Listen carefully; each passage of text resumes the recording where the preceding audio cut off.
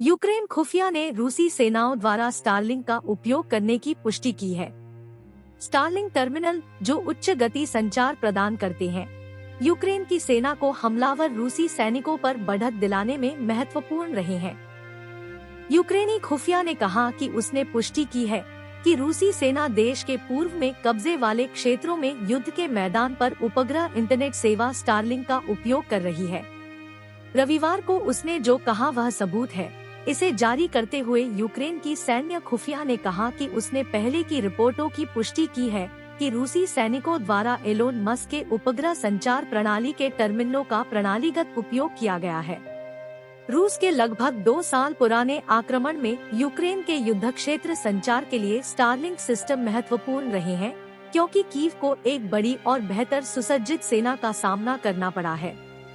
अमेरिकी अरबती द्वारा स्टारलिंक का व्यक्तिगत नियंत्रण, जिसने नियमित रूप से संघर्ष के संबंध में क्रेमलिन की बातें दोहराई है, कीव और उसके सहयोगियों के लिए चिंता का विषय बना हुआ है। फरवरी 2022 में रूस के आक्रमण के बाद यूक्रेन की मदद के लिए टर्मिनलों को भेजा गया था और ये कीव के युद्ध क्षेत्र संचार के लिए महत्वपूर्ण रहे हैं। यूक्रेन में रिपोर्टों के बाद स्पेस एक्स ने पिछले सप्ताह कहा था कि वह रूसी सरकार या उसकी सेना के साथ किसी भी प्रकार का व्यापार नहीं करता है। हालांकि रक्षा मंत्रालय के मुख्य खुफिया निदेशालय GUR ने टेलीग्राम पर एक ऑडियो क्लिप पोस्ट की, जिसमें कहा गया कि इसमें रूसी सैनिकों को पूर्वी यूक्रेन में टर्मिनल स्थापित करने पर चर्चा करते हुए दिखाया गया है। रूसी कब्जाधारियों द्वारा दिए गए उपकरणों के उपयोग के मामले दर्ज किए गए हैं। यह एक प्रणालीगत प्रकृति लेने लगा है, GUR ने प्रवक्ता एंड्री यूसोव के हवाले से कहा। एक बयान में एजेंसी ने कहा कि टर्मिनलों का उपयोग रूस की 83वीं एयर असॉल्ट ब्रिगेड जैसी इकाइयों द्वारा किया जा रहा था, जो डोनेट्स्क के आंशिक रूप से कब्जे वाले पूर्वी क्षेत्र में क्लिश्चिवका और एंड्रीवका के संकटग्रस्त शहरों के पास लड़ रही है। पिछले हफ्ते यूक्रेन से आई रिपोर्टों में दावा किया गया था कि रूस दुबई जैसे स्थानों से स्टारलिंक उपकरण खरीद रहा है। रूस के शस्त्रागार में पश्चिमी तकनीकी घटक नियमित रूप से पाए गए हैं, क्योंकि मॉस्को प्रतिबंधों से बचने में अधिक कुशल हो गया है, अक्सर तीसरे देशों के माध्यम से सामान आयात करता है। कीव ने रविवार को बताया कि रूसी सेना ने रात भर में यूक्रेन पर 45 ड्रोन लॉन्च किए। यूक्रेन के दक्षिणी रक्षा बलों के अधिकारियों ने टेलीग्राम पर लिखा, 5.5 घंटे तक चले हमले में कृषि सुविधाओं और तटीय बुनियादी ढांचे को निशाना बनाया गया। उन्होंने कहा कि माइकोलाइव क्षेत्र में एक हमले में एक व्यक्ति घायल हो गया, जिससे आग लग गई और आसपास की आवासीय इमारतों को नुकसान पहुंचा।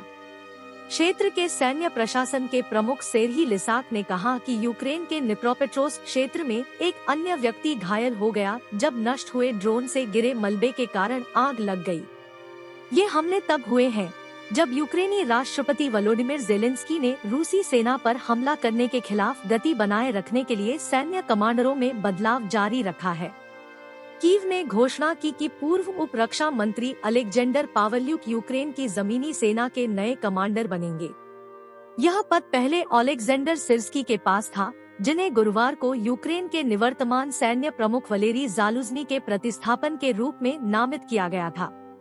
नए राष्ट्रपति के आदेशों में यूक्रेन के समुद्री कोर के पूर्व प्रमुख यूरी सोडोल को भी यूक्रेन की संयुक्त सेना के नए कमांडर के रूप में नामित किया गया है। यूक्रेन के हवाई हमले बलों के कमांडर के रूप में इहोर स्किबियुक और इहोर प्लाहुता यूक्रेन के क्षेत्रीय रक्षा बलों के कमांडर के रूप में आने वाले कमांडर इन चीफ सिर्स्की ने संकेत दिया है कि उनके तात्कालिक लक्ष्यों में अग्रिम पंक्ति में सैन्य रोटेशन में सुधार करना और ऐसे समय में नई तकनीक की शक्ति का उपयोग करना शामिल है जब कीव की सेनाएं बड़े पैमाने पर रक्षात्मक है। नाटो ने पूर्व अमेरिकी राष्ट्रपति डोनाल्ड ट्रंप की उन टिप्पणियों पर प्रतिक्रिया जारी की है, जिसमें उन्होंने नाटो सहयोगियों की रक्षा न करने की बात कही थी, जो पर्याप्त भुगतान नहीं कर रहे हैं। रॉयटर्स की रिपोर्ट के अनुसार नाटो प्रमुख जेन्स स्टोल्टेनबर्ग ने रविवार को एक बयान में कहा, कोई भी सुझाव कि नाटो सहयोगी एक दूसरे का बचाव नहीं करेंगे, गठबंधन की सभी सुरक्षा को कमजोर कर देगा और अमेरिकी और यूरोपीय सैनिकों को खतरे में डाल देगा। उन्होंने कहा, नाटो पर किसी भी हमले का एकजुट और सशक्त जवाब दिया जाएगा। क्योडो न्यूज ने अज्ञात स्रोतों का हवाला देते हुए रविवार को बताया कि जापान 19 फरवरी को टोक्यो में होने वाले सम्मेलन में यूक्रेन को 15.8 बिलियन येन $106 मिलियन की सहायता देने का वादा करेगा।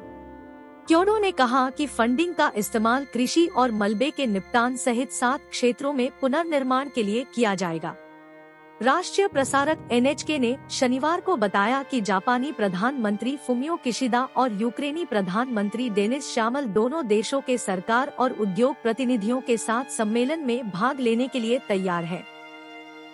रॉयटर्स की रिपोर्ट के अनुसार जापान का कैबिनेट सचिवालय नियमित कामकाजी घंटों के अलावा टिप्पणी के लिए उपलब्ध नहीं था।